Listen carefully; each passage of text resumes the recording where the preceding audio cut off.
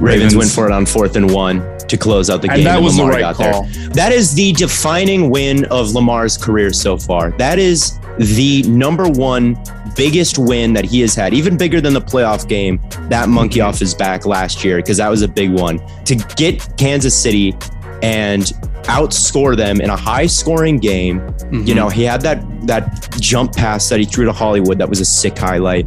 He juked out like half their team on a run up the middle to put him in field goal range. He started off the game so bad, and then he came back from behind, which was another narrative that he can't do that.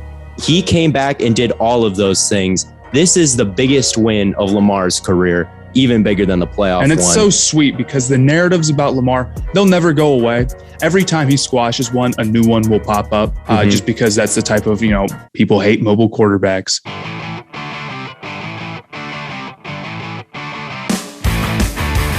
What's up, everybody? Welcome back to another episode of Stay Hot. My name is Blaiden Kirk, and I'm joined, as always, by Matthew Sponauer and Theo Ash, my two favorite co-hosts of all time. How are you guys today? Awesome. I know Matt's awesome. His team's 2-0. I'm 2-0 right now. I'm a little tired.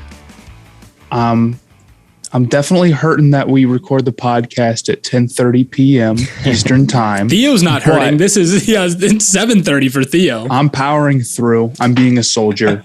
We got a lot to talk about. You're such a brave boy. I'm such a brave young boy. Staying up at 10:30. It's 10:30. It's far very past late. my bedtime. It's past Matt's bedtime. 10:30. He's usually in bed at 8.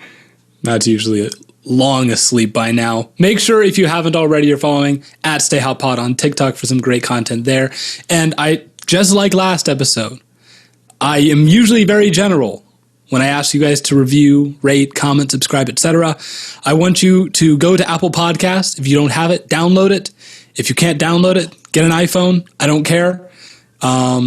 And I want you guys to go review us and rate us on Apple, preferably 5 stars. We will be doing a giveaway once we get charted on Apple Podcasts. And we're not sure what we're going to give away yet. It might be a lock of Matt's hair. We might do a meet and greet with Theo. You might get to, I don't know, sub in on my flag football team. Something horribly invasive, that's for sure. Yeah. Whether it be hair or just meeting my get address. to go to class with Theo. Something invasive, but like worthless too. What are we getting into today? Yeah. So, we have a couple of things to get into. We want to get into our favorite games. And in that, we will also probably touch on something that we've been doing, kind of Theo's idea, our Stay Hot Locks, where each week we pick a certain number of games that we consider guarantees. And I'm kind of on the hot seat right now with mine right now. But we'll get into that in a little bit. And then we're also going to talk about, I think, the Burrow and Wilson debacle. I think Theo's going to take somewhat of a victory lap. Maybe a little premature. It's only been 2 weeks, but I would do the same thing. So I can't complain. And then I think at the very end, we want to talk about things we might want to reassess, whether that be teams or players. People probably want me to reassess Mac Jones. Whether or not I do that, I guess you'll have to wait and see. And then Matt, I think you also wanted to touch on 2K. No, I want to talk about college football. You want to talk about college football, not 2K? No. Okay, well, we talked about Matt maybe wanted to talk about 2K, but Theo and I don't have 2K, so there wouldn't be a lot. Like 4 games of it. Matt's I'm the only 2K. one who has it. That's not an interesting podcast. It wouldn't be a very fun conversation.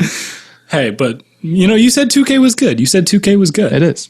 It is good. All right, I'll take your word for it. But yeah, today was filled with a ton of exciting games, and we're going to get into those in a little bit. But first, we, of course, have our voicemail of the day, even though it's not a daily thing. It's kind of bi-weekly thing. Or play the message. Play the message. Oh, my God. Last time. You're such a bureaucrat. I did this last time. Play the message, please. Hey, play the message. The Stay Hotline is brought to you by Mint Mobile.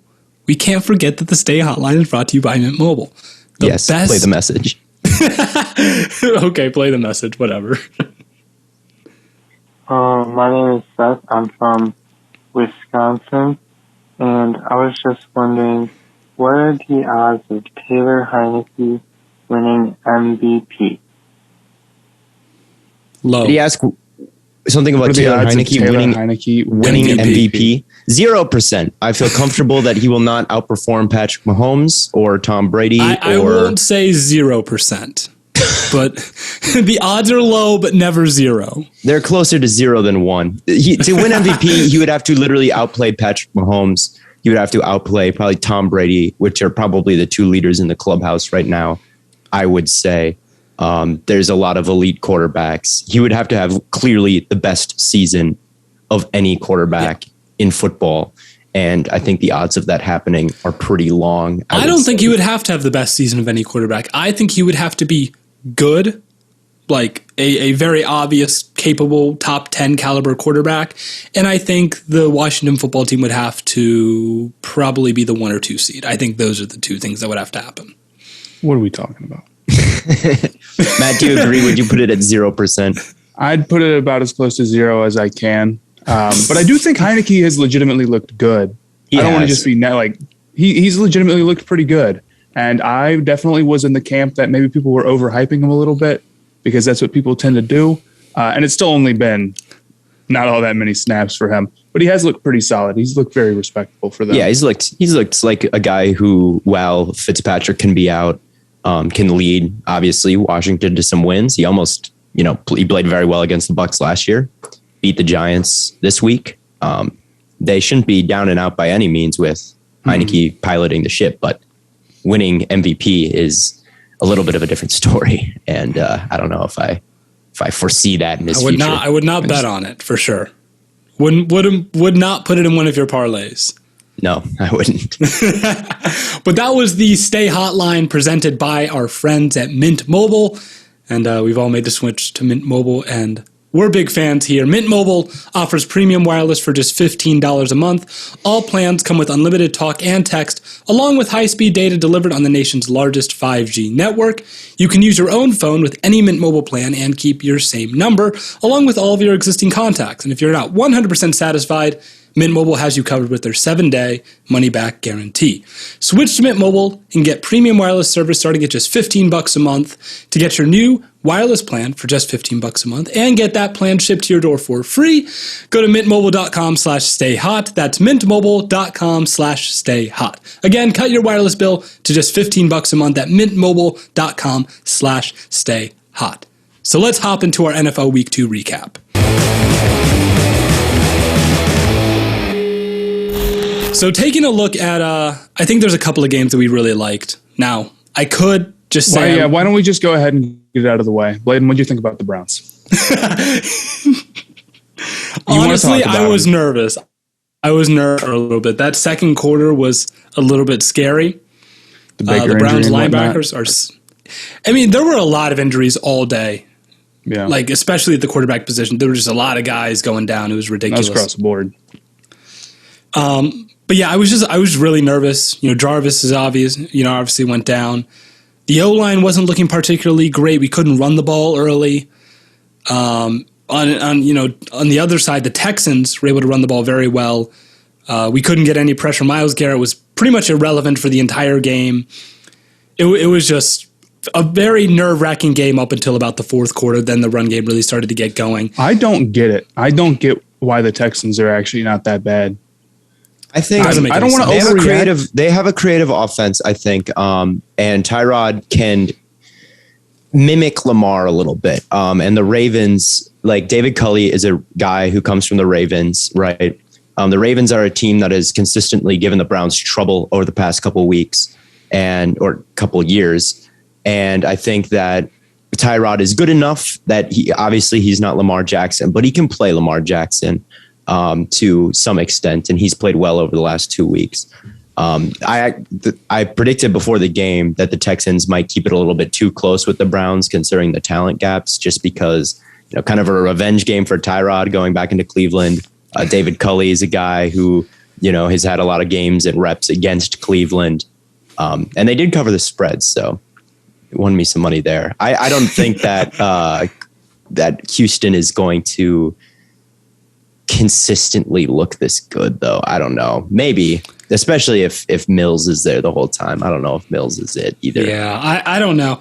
One thing I do know for sure is this is why the NFL will always be better than college football.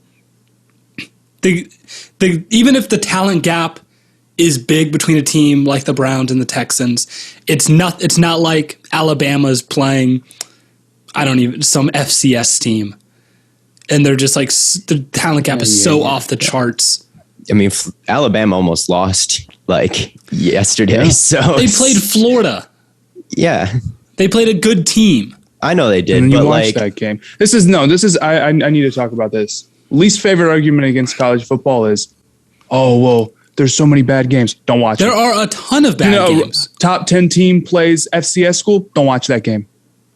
There's 100 games. That doesn't happen in Saturday. the NFL, though. That's my point. That does not happen. Who cares? How many games can you watch at once? There were a lot of good college football games, and I've watched more college football this season than I ever have. It's a check ESPN. It's like see which ones are the good ones. There's like that. 7 channels playing college football, and then I see the 2 with the crazy numbers next to the names, the 1 through 25. And when I find a game with the 2 crazy numbers next to it, I just watch that game, and it's usually a pretty decent game. But yes, I do think the NFL is a better product just because there's less miscues, and the football is a little bit cleaner. But I do understand where the college truthers are coming from, because it's like you watch the Penn State whiteouts, and you watch the pageantry that comes from college football. And the NFL does not have that at all. The NFL does not have the pageantry that college football does. And I like the NFL better, but this season I have come around to thinking the college people aren't crazy for thinking so. Okay. Well, what game did you like this weekend? Yeah, like what NFL game would you pick as your favorite from this week? I would probably say the Cardinals versus Vikings game was pretty nuts. Yeah. That was pretty hype. Back and forth the whole game. Kyler was playing football, maybe not in the most effective way. He threw a pick 6 and threw another dumb interception, but playing quarterback in the most entertaining way one could possibly do, airing it out all over the field, running around. Can I talk about my experience for that game? Yeah, go for it. So I was driving back from Columbus. It's a 2-hour drive. This guy drove 2 hours to get a haircut, by the way. I've had the same barber since I was 3 years old. On football Sunday. I've had the same barber since I was 3 years old. The people at home can make their judgments. I'm just pointing that out. Schedule it another day. Listen, okay. So driving back from Columbus, 2-hour drive, right? And I'm like, okay, I can't watch the game, so I have the ESPN like game cast, and I'm watching the play-by-play. While you're driving? Yes. Oh my God. What? Okay. Well, to be fair, I'm on the freeway for like 90 miles. Like a straight shot I-70. Blaiden is a horrible example. You just put it on cruise control. Yeah, no, literally. I go in the left lane. I go in the left lane. I'm going 85 cruise control. And I'll just like glance over at the play-by-play. There's like a car maybe 100 feet in front of me and a car like 100 feet behind me. You shouldn't do that. You shouldn't do that at all. No, God, no. Oh my God. No, if you're listening to this, no, are you you're that not concerned about your lock sitting? Because you got it, dude. I don't want to play if it's that big a deal. Oh my God. Well, okay. The important part is I'm getting close to Oxford and the game's like winding up, right? Getting really intense. I'm really paying attention to the really intense fashion. Well, I'm seeing that the Vikings are marching down. They're down 33-34, and they're in the red zone. And I'm like, they're just going to kick a field goal and win it. And then it just says game ends. That's Blaiden was contemplating driving his car right off the road when that was happening. I had no idea if they just like forgot to call a timeout or if they missed the field, because it didn't say they missed a field goal. It just said game over. That's it. That's all I saw. So then I joined Matt's green room and I had to like ask what happened.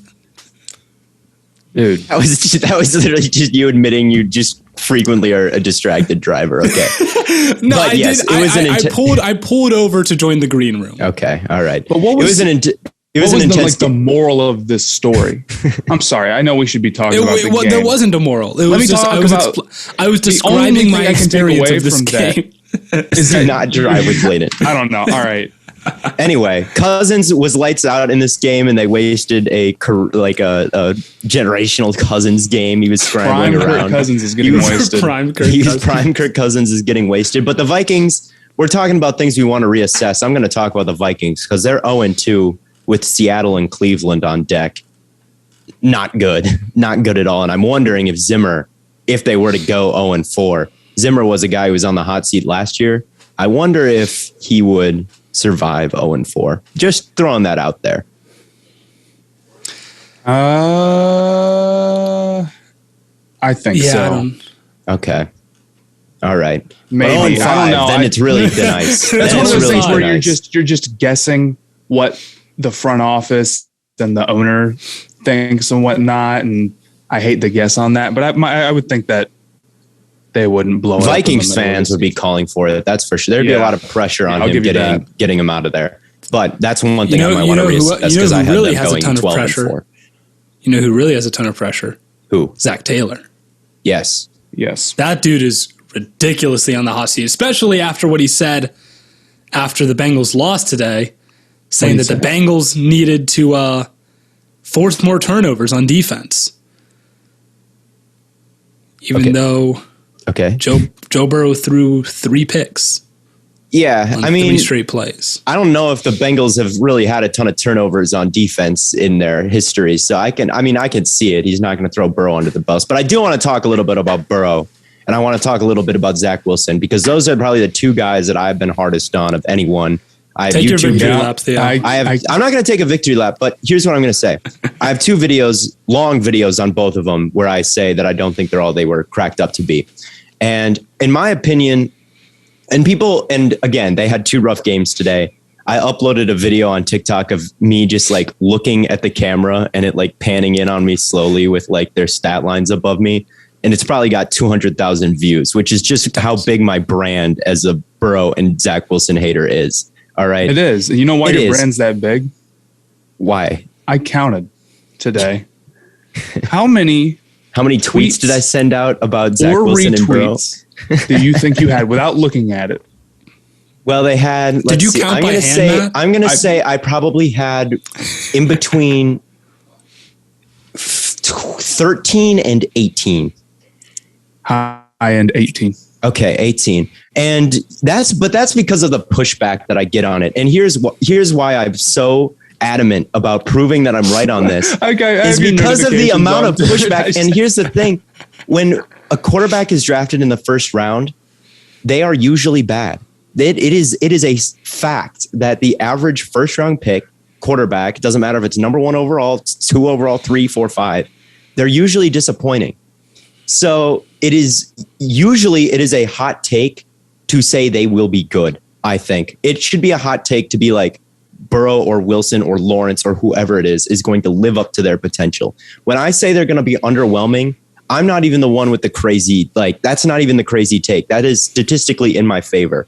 And yet still people act like I'm a raving psychopath to say it when, you know, Burrow's arm strength is, I'm not even going to get into it. And Zach Wilson has such a bad track record against good teams. And it's like, so again, like I've got Bengals, people adding me out like a billion times when Joe Burrow hits a single throw.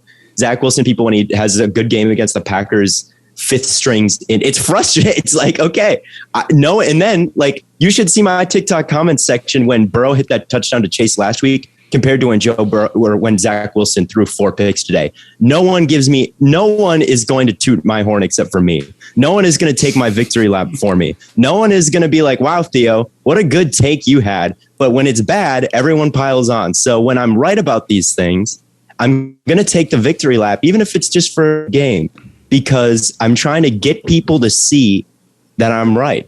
And that's my objective. And if I'm wrong, it's going to suck, but I'm confident that I'm not wrong on these.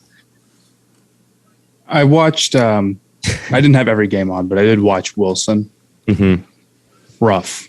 And not even under, especially the last 2 picks, not even forced pressure errors. Exactly. Everyone's like, oh, the Patriots defense always does this.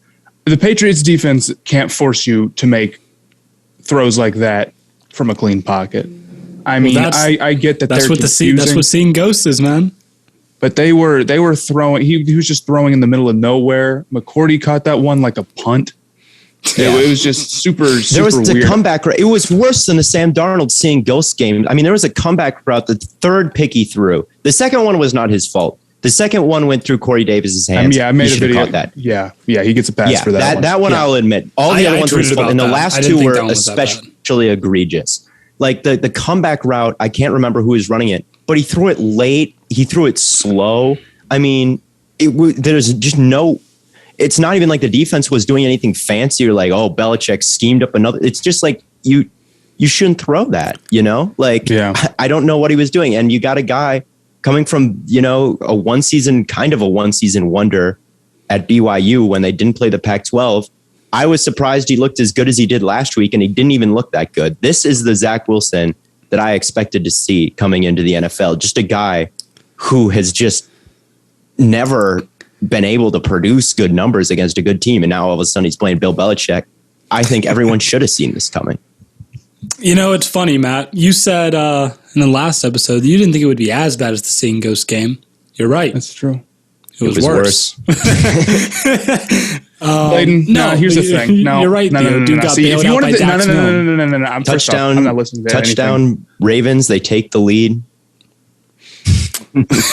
Breaking news. 4 minutes left tomorrow. 4 minutes left. Look, Blaiden, if you want to take your victory lap about having a good call week, go for it.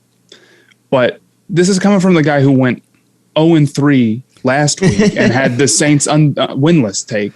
So as far as I'm concerned, the take was the Saints would go 0-16, and I commented this on your Twitter. They can still go 0-16. No, they can't. Because they have can. a win.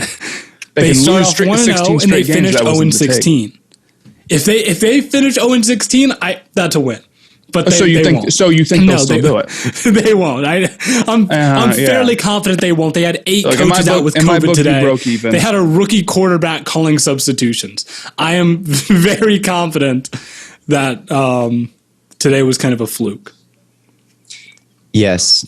Okay. Ravens are going for the 2-point conversion here. Lamar rolls out to his right. There's no one open. He's going to have to create, and it's incomplete. They're only up by 1 with 3 minutes left. Ravens up by 1. Chiefs getting the ball left with 3 minutes left. Anyway, and then I'm going to go a little bit to Burrow. Burrow had 3 picks in 3 passes later in the game.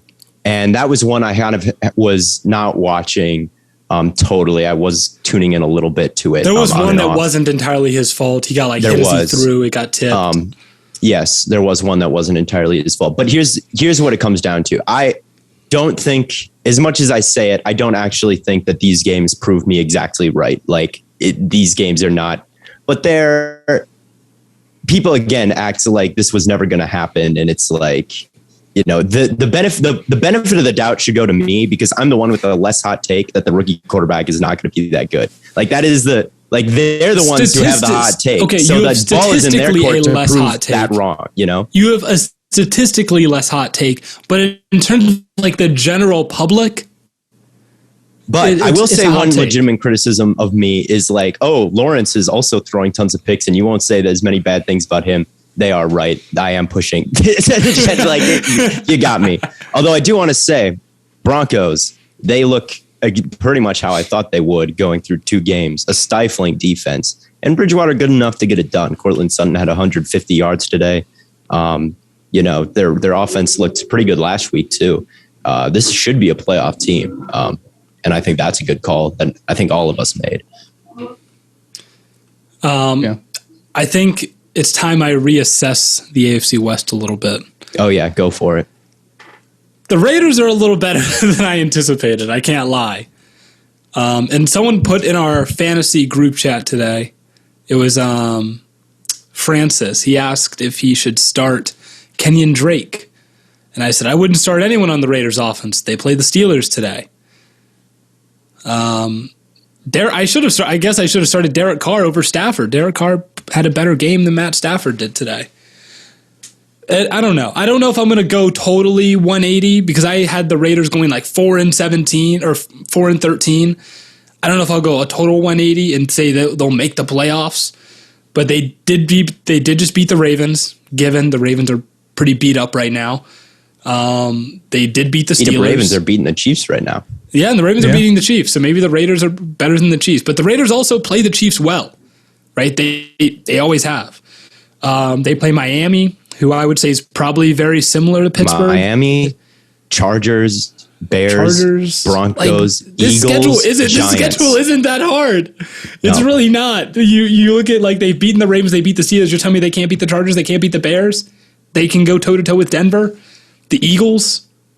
Like they play the Bengals, Giants, and then there's a Chiefs game, and then it's Bengals. Cowboys, I already had them split. I had them splitting their division. If they go 3-3 in their division, you sit and then you're like, okay, maybe they get the game against the Bengals, the Eagles. They already got Ravens, Steelers, Dolphins. Yeah, they're definitely making a case. They're a team. I made my prediction on them, and then I kind of warmed up to them even after I bet on them to beat the Ravens last week, and then I bet on them to beat again the Steelers this week, and they've rewarded me both times. Again, Carr is good. Carr is a rough game. Carr is very strong quarterback. He's legit, all right, and Waller is legit, and Bryan Edwards is legit, and Ruggs. I don't know if he'll ever Ruggs had a long touchdown today. I don't know if Ruggs will ever be an elite wide receiver in the league, but can he be a guy to catch some deep shots and be a useful deep threat? You know, he's won the game for them maybe 2 games in a row now. So the answer is potentially yes. If Ruggs is your 3rd or 4th option, that's totally fine. Mm-hmm. The defense has been not as bad as it perhaps looked on paper. I think that, and I've said this for a while, Gruden is underrated as a head coach. And I feel like that offense, you know, on paper doesn't look as good as the results have been.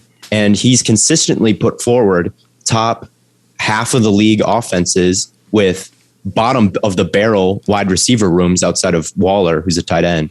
I think Gruden deserves some credit. He gets clowned a lot because of how high profile he is and how high profile the contract was. But I think Gruden deserves some credit, and he's someone that I've kind of admired for a while now with the offensive results they've gotten.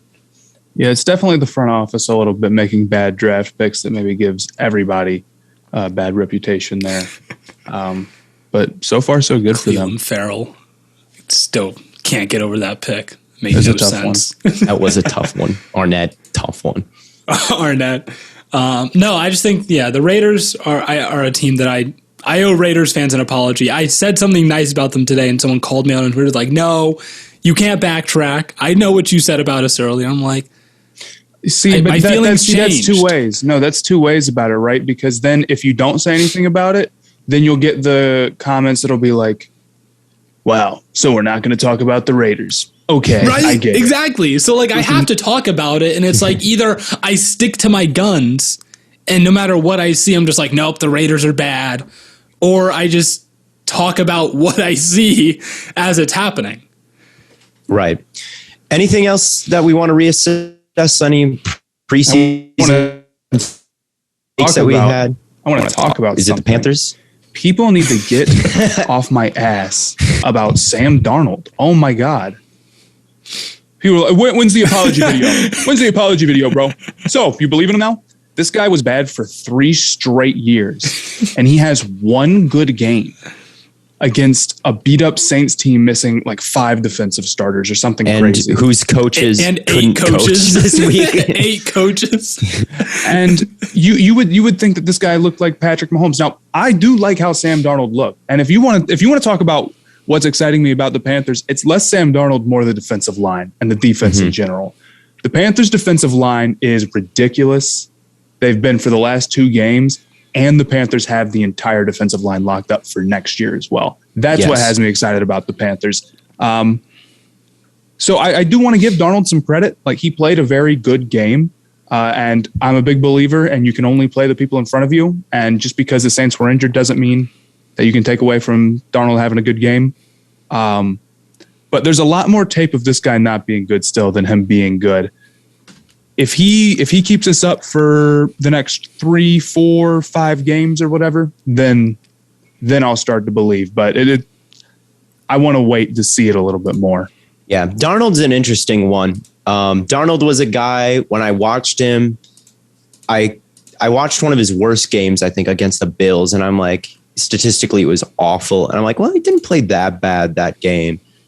And he was a guy that I believed in coming out of college. But then it's like, you look at the numbers and it's like, there's nothing to take up. There's no positives. No. As much as, that run versus like the Broncos that he had and that throw versus the 49ers that he had. And like, you guys know what I'm talking about, right? Like, oh yeah, real flash. No, he's got like, as much as on like I try to be more of a tape guy than a film guy now, or a tape guy like nowadays, and like believe what I see.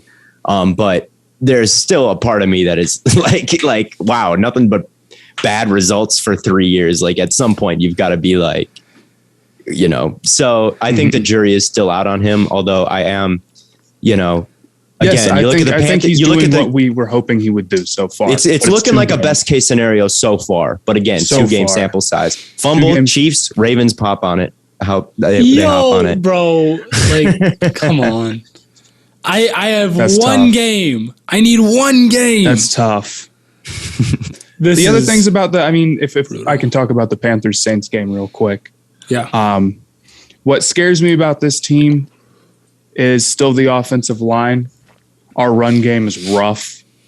McCaffrey, 24 carries, 72 yards. Stuff just isn't open there. They cheaped out with the offensive line, or they don't have as much talent as I said. And I'll keep saying it every week that it's a problem. Their offensive line's bad. It's killing me. Darnold is doing a pretty decent job with the pressure, I feel like, and that was definitely something I was worried about with him. But when we play a healthier team, when we play Tampa Bay, that's going to be the real test. Yeah. But overall, can I say something about Clyde Edwards-Helaire is one of the worst starting running backs in the league. Can I say that? He just is the one who fumbled this game away for Kansas City. That guy, as a first-round pick, was such a bad pick for Kansas City when they need a number 2 receiver that isn't Tyreek Hill, when they could use a linebacker, a corner, anything. Running backs in the first round, is a bad idea anyway. So and then you get a guy that's he's a gross slow. Fumble. I just saw that. He's that was slow. He's small. Fumble. He's just not that guy. He's not a dynamic threat. Most running backs, I think, are better than Clyde Edwards-Helaire. I want to say that watching that fumble, and that's not an overreaction. I don't think. I think that's a long time coming after the results last year and what he showed so far this year. He's not beating anyone to the edge. He's not He's not useful in short yardage situations because he's so small. I don't like him. I like that take, Theo. That's a good take. I think what's so confusing about that is that the Chiefs, when they won their first Super Bowl, they did it with like a really not inexpensive, a really cheap running back, right? And you're like, oh, that's what you do. And you see those graphs or those charts of like, here's how much the Super Bowl winning teams seem very analytically forward. Yeah, and you're like, oh yeah, they'll stay with it. And then they draft the running back in the first round. And then the year after, this year, they drafted Nick Bolton with their first pick, who's like a run stuffing linebacker, which is like the second worst thing that you can draft. Like, if they don't win the ring this year, I don't want to overreact to anything, but it's like, these are the years when Mahomes is not making, like, they're going all in on all these free agents and trading for Brown. And they're doing this because Mahomes' cap hit is like $7 million. Like, this is when you make hay. And it's like, man, if you're gonna waste those picks on Helaire and against the run tonight, Bolton didn't do anything because the Ravens ran all over him. It's like, they got to be careful, Otherwise, they're going to end up like the Packers with teams like this. At the beginning. I agree with you guys. The Chiefs aren't doing a very good job drafting right now. But I think what happens a lot of times with teams like this, and I was worried the Bills were going to do something very similar, is you look at your roster, you're like, wow, we have the best quarterback on the planet. We have one of the 3 best receivers on the planet, probably. We have one of the 2 or 3 best tight ends on the planet. And you look at the roster, you're like, wow, there's just not a lot of holes here. And a lot of times teams just draft like a running back or a linebacker just for the sake of like, this is the guy we think is cool. But they don't actually draft a need because they don't know what needs they have. Yes. Anyway, that was just a tangent because of what just happened. Anyway. Yeah. Back to the Panthers. Yes, their offensive line is a weakness. Look, stuff I've already said. Offensive line rough. defense. Brian Burns, all pro. Monster. All pro. Defensive player of the year candidate. Good. Yeah, he's really ridiculous. He is ridiculous. He was my sleeper decoy player. He is that guy. And that's a great pick. pick. And they got the first down. They just looked great across the board today. Yes. Ravens win for it on 4th and 1 to close out the game. And that was the right call. That is the defining win of Lamar's career so far. That is the number one biggest win that he has had, even bigger than the playoff game, that monkey off his back last year, because that was a big one. That's awesome. To get Kansas City and outscore them in a high-scoring game. You know, he had that jump pass that he threw to Hollywood. That was a sick highlight. He juked out like half their team on a run up the middle to put him in field goal range. He started off the game so bad, and then he came back from behind, which was another narrative that he can't do that. He came back and did all of those things. This is the biggest win of Lamar's career, even bigger than the playoff one. And it's so sweet because the narratives about Lamar, they'll never go away. Every time he squashes one, a new one will pop up. Just because that's the type of, people hate mobile quarterbacks, but you need to be black quarterbacks. That's what it is typically. Yeah. But to see him you can't win running 16 carries, 107 yards, 2 touchdowns. It's awesome. And just keep in mind that even when Lamar Jackson is not the one rushing the ball, he's often still the one making the run game for the Ravens so good because he's a threat to run the ball any play. Yes. This is so bittersweet because I love Lamar. I loved Lamar in college. I've been a Lamar fan forever, right? But I also needed needed the Chiefs to win to finish out a 6-0 lock set. You picked too many. Too many. This was the one. This was the outside of the Browns and Bucks. This was the third one I was most confident in. They're melting. Well, first off, you shouldn't have been that confident. You overestimated how bad the Ravens were. I feel like I would have told you that when you made the pick. This bodes well for the Raiders, which we talked about earlier. I mean, they beat this. The Raiders beat the Raiders, and they beat the Chiefs last year. They're good on offense. They're going to be a tough out for any team. But anyway, and the late games, they haven't missed. The primetime games so far, we've gotten Cowboys, we've gotten Giants, we've gotten this one. I guess the Rams-Bears one was kind of a stinker last week, but it was still good because we got to see Stafford. Yeah, that was exciting. That was fun. But I know Bears fans were just like, one more thing I could talk about from this week is Wentz looked good. Carson Wentz, 2 games in a row, has looked like a better Carson Wentz than he was last year. He did get hurt, and that is a problem that has obviously plagued Wentz and something that it doesn't matter how good he looked. Who did? Pittman. Pittman did ball out on my bench in fantasy. But anyway, Pittman balled out. Wentz looked solid. Again, has he looked like an MVP candidate? No. The Colts are 0-2, which is bad. But Wentz had actually, so I guess that's good. And I thought it was hilarious. Jacob Eason comes in trying to win the game, cold as can be. No passing attempts. He gets out there and he throws immediately at Jalen Ramsey, deep down the field. And he throws a pick to lose the Colts the game. I was like, Eason. I respect it, much like Blaiden flew a little bit too close to the sun, testing Jalen like that on his first NFL pass attempt. I was so close. Got Tommy Shelby over here. 5-1. Fucking close. 5-1. Bro. I almost had everything. Yes. It's very respectable. It's very respectable to go 5-1. Except but honestly, it doesn't count. You're living on borrowed time with your picks. Game. You got away with one with the Washington pick. That was risky. You got away with one with the Cardinals game. That was risky. And then this one was risky too. And finally, we all got to look ourselves in the mirror because none of us got any points this week. Actually, here's the thing, though.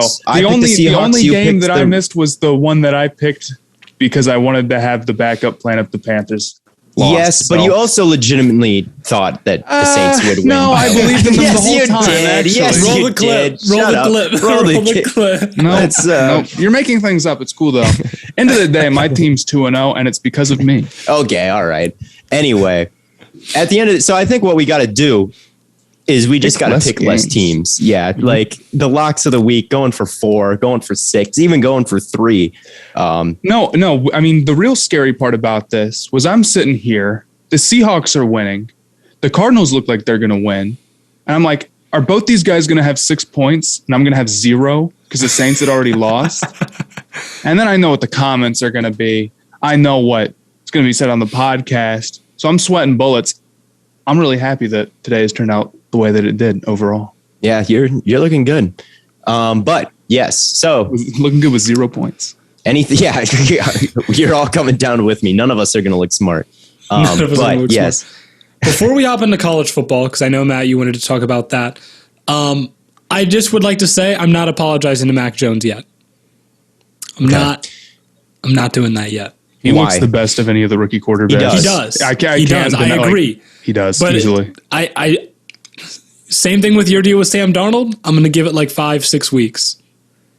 If he Here's the thing. Yeah, go. If he consistently looks good, then I'll make my apology video, whatever.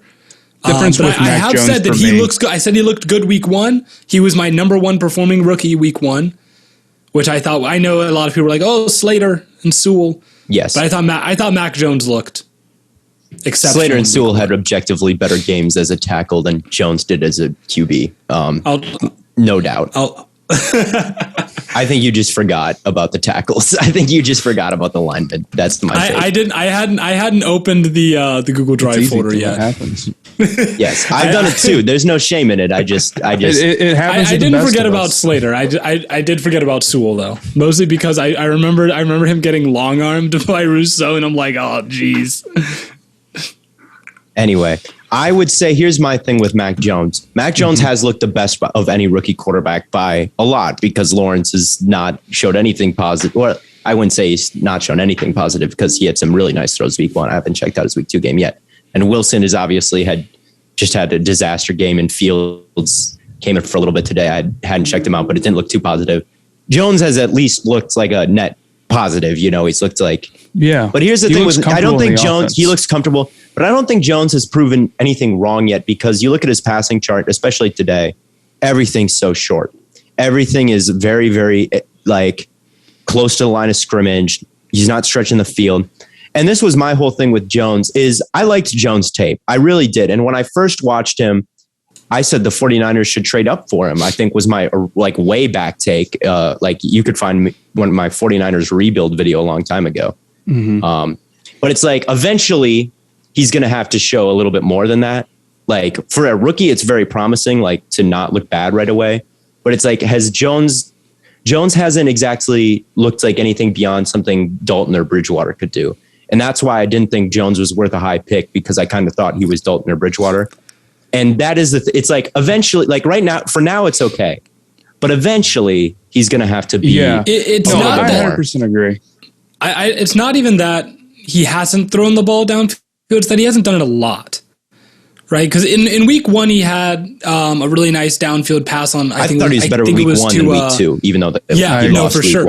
He had a nice downfield. I think it was to Myers and it ended up being dropped. And then he had one in the end zone. I think he had the wheel route to White. The wheel route. Those were all intermediate. Those weren't like bombs either. Yeah, those were kind of more intermediate. But still, they were nice to see. They were very nice to see. He had a really nice, over the middle. It was like line drive, just like on a rope. And I can't remember who he was throwing to, but it was like a nice contested throw. Right in between. It was like right underneath the safety. I think it was like a deep dig route. But he's had some really nice moments, but at some point he will have to show an ability to just go out and outperform like a really good team. He's playing good for a rookie in his second game. Yeah. But obviously you can't be that forever in the NFL. At some point you have to get better than that.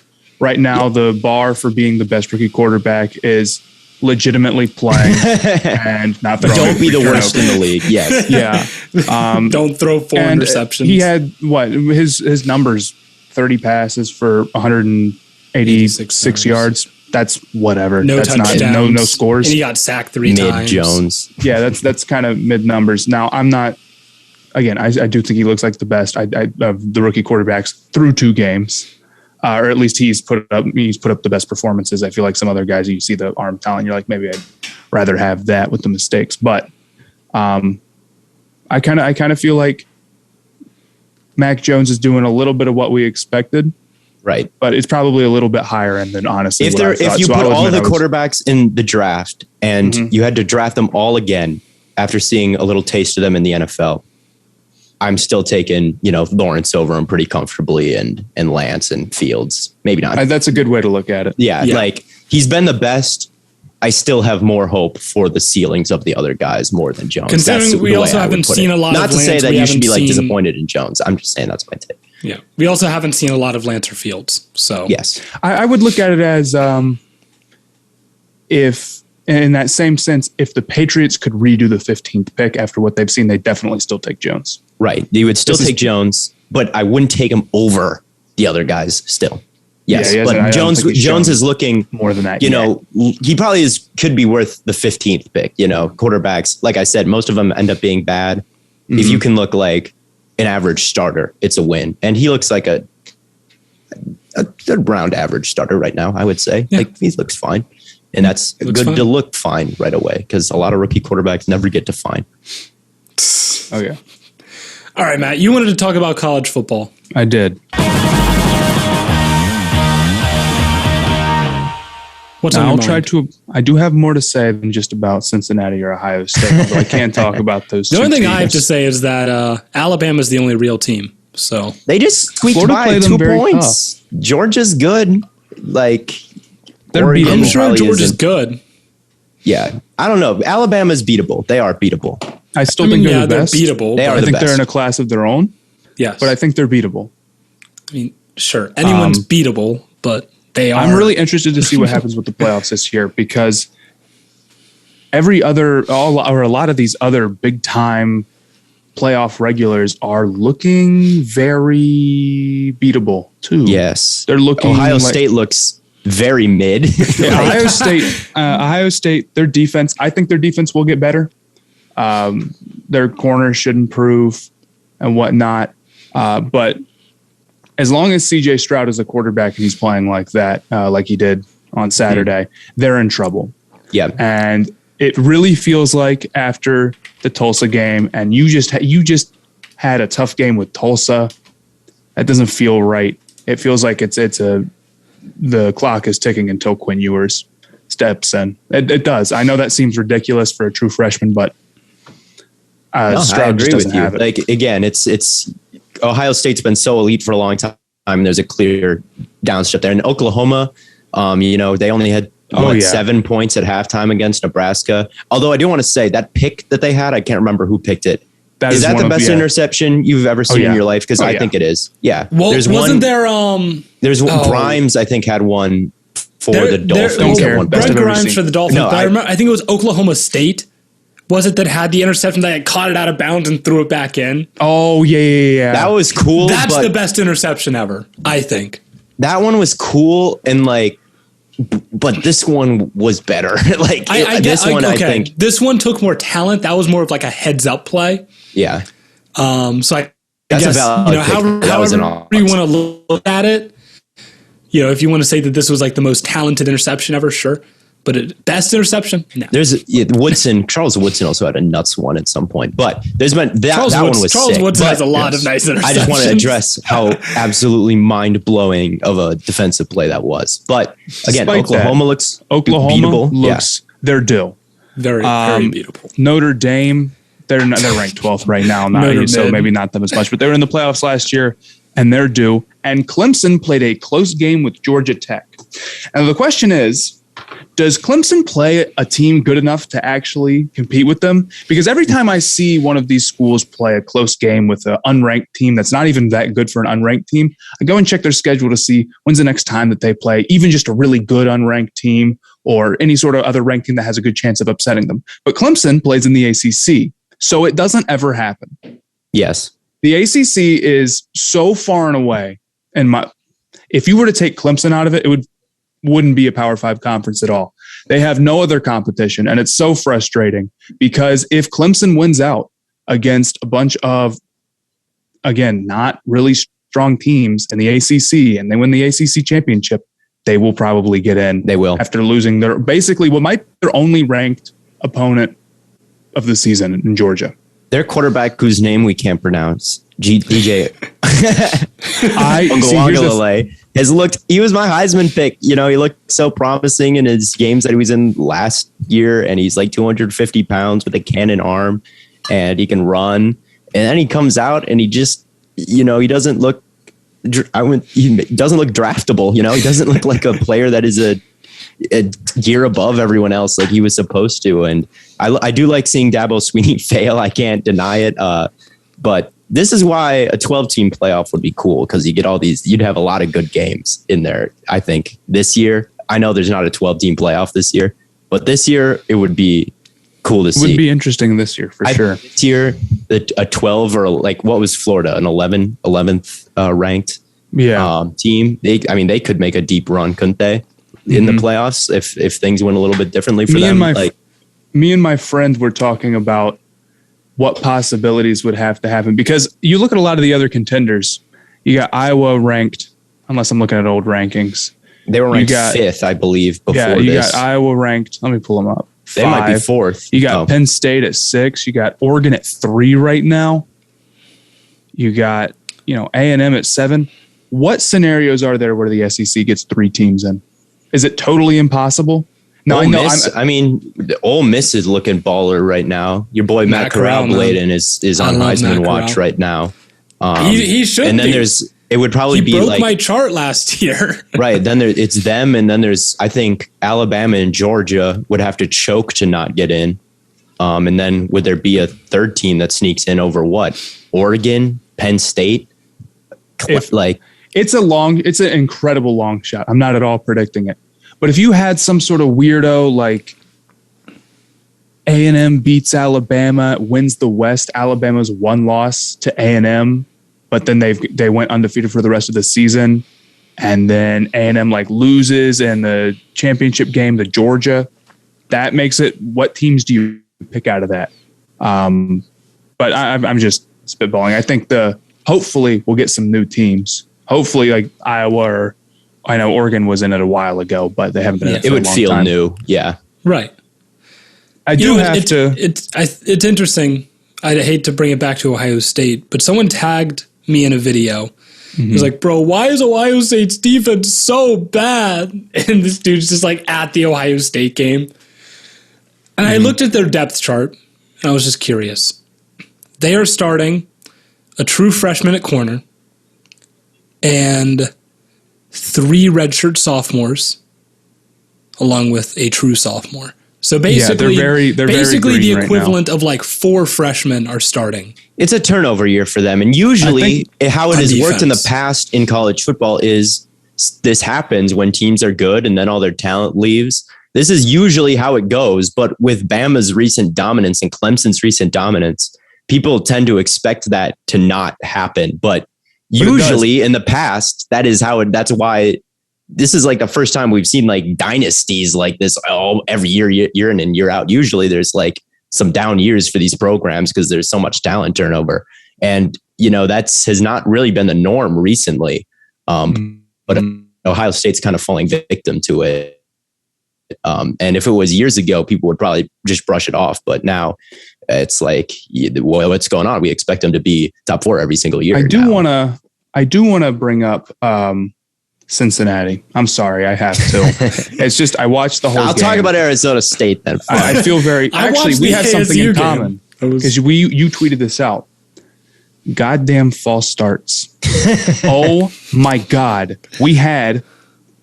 I think we had 5 false starts and 3 offsides in the first half. I have never seen anything like it. For the first part of the game, every single time we'd get the ball, first play, false start, 1st and 15, behind on downs, 3 and out. Yes. And we didn't score until 3 minutes left in the first half. And, we eventually ended up figuring it out. And Ritter turned it around and looked really good. But let me tell you, the Cincinnati defense, Gardner, the corner, that might be I haven't looked at any of the other cornerbacks, but if you told me right now that was the best cornerback in the draft class, I'd 100% believe it. That dude's range is insane. He is ridiculous. And it looks like he had a really great pass breakup, and it just looks like he's not trying. It's one of those, it just looks so easy for him. And you never hear his name called. You forget that he's on the team when you're watching him, because they never ever throw to him. That's how I feel about number 0 on ASU. His name's Jack Jones, and he had a sick pick to close out the first half. And he has come crashing down on some run plays and blown him up in the backfield. And outside of those, it's like you never hear his name called except when he's doing something good, and you kind of forget he's on the team. So shout out him and shout out your guy. What's his name? Gardner. And he's 6'3". It's really sweet. I follow him on TikTok. I follow him on TikTok. But and this is why we go back, and this is why I do prefer the NFL to college, even though I do love the pageantry and the atmosphere of college, and I do think that that's a legit, bragging spot they have over the NFL. But I watched ASU commit have a 6-play drive that goes 9 yards with 4 false starts. It's when you need points on the board, and they commit 4 false starts in 6 plays. And this is what are these kids just the snap count? It's usually either on 1 or 2. I'm sure. After the first one, it's the fourth quarter. But I think that's even that I think is kind of cool. I really think for Cincinnati, here's something that really may have changed the game for us. So Bloomington, super loud. We're super undisciplined. We're making really dumb mistakes. I think the crowd plays a really big part in that. And knowing as a fan that since they're, less pro players, you can make a bigger difference. That's cool. But what ends up happening is that it was 100 degrees in Bloomington, and the stadium ran out of water and people left, and the stadium quieted down.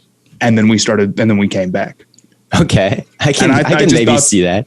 And I just thought that, it did run out of water. We saw people leave the stands. I don't know if that's necessarily what fixed everything for us. It was a lot more than that, but we did stop getting false starts. So I thought that was funny. Yeah, I can see that potentially being a thing. It's quieter and the other thing that also was getting us a lot is Indiana.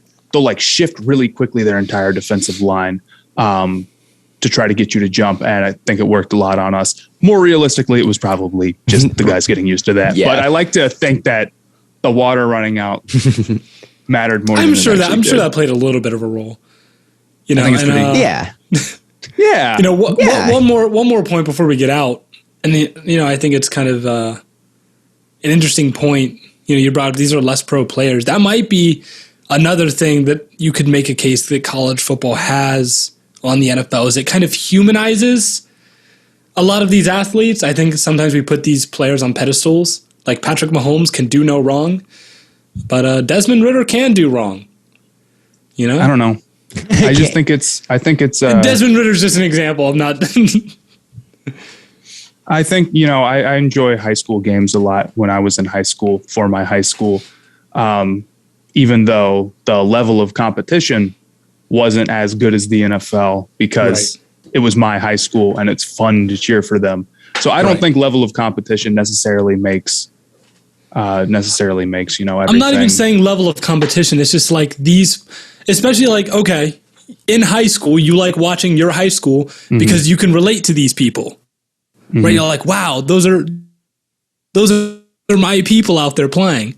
Same thing in college. You see these guys walking around campus, and then you get to see them go out on the field. It's like, wow, those are my guys. Yeah.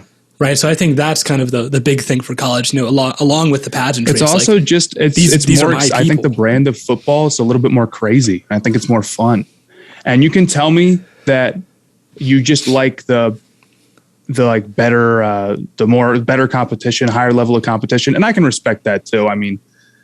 I don't disagree with that premise, but I think for basketball, you look at that, the most exciting basketball event isn't the NBA finals. Probably it's March Madness because it's crazier. And I root for the craziness. chaos is fun, and something I find myself rooting for more and more these days is just whatever the craziest thing could possibly happen. Exactly. Anytime a team's backed up to their own one, I want a safety. If it goes to overtime, I want a tie. Okay, a tie is a game winning. A game winning thing. You wanted a tie today. I did want a tie because in the last episode I was like, if your lock ends in a tie, you don't win, and then my lock almost ended, and it was at risk of if ending in a tie. That would have been. It should just be a null. I think that'd be more fun. I think a game-winning score is more chaotic than a tie, though. So yes, I think when you're rooting for chaos, a tie is just kind of mundane. You're probably right. But I digress. We got to wrap it up. We'll be back on Thursday talking about week 3. Looking forward to it. And whatever else is going on, maybe something will happen in the world of basketball, because right now there's nothing. We were trying to brainstorm literally even one thing to talk about, and we couldn't. And we will see. Thus why we brought up maybe talking about 2K. It's any ounce of basketball. So a lot like the last 2K, I would assume. But until next time, from the Stay Hot podcast featuring Corn Boy, Nut Boy, don't say it. Matt, that was a good video. I'm proud of you for that. It wasn't a good video, but it worked, and I played into it, and I know that was. You deleted my Nut Boy comment. I know you did. Let's address this. Theo commented. Did you delete my Nut Boy comment? Be honest. I could have deleted the entire Nut Boy video. So if I was really trying to, you deleted mine. So if I wanted to delete the thing, I just would have done that. So look, no, if you don't want to be Nut Boy, you don't got to be Nut Boy, right? Because there is some truth. Someone commented and said, Matthew likes corn, Blaiden likes lemon. It doesn't fit the theme, and I'll give him that. Well, yeah, however, you forced it. You literally ham-handed. It wasn't even like a famous take. Like, I don't even think anyone responded to it, but like maybe one person did. The only thing is, like, the more we talk about it, the worse it's going to get. Exactly. And that's why I thought it was funny to say this is the weakest move I've seen from a superstar since Durant. I thought that was funny to say to you. And you said Nut Boy rolls off the tongue. And I thought the phrasing there was a little bit sketchy. So I did want to make, I thought it was going to, I thought it would be, I could make a funny video. And I was like, do I want to give fan the flames of Nut Boy by making this video? You did. And then I'm like, yeah, I do. And it got what?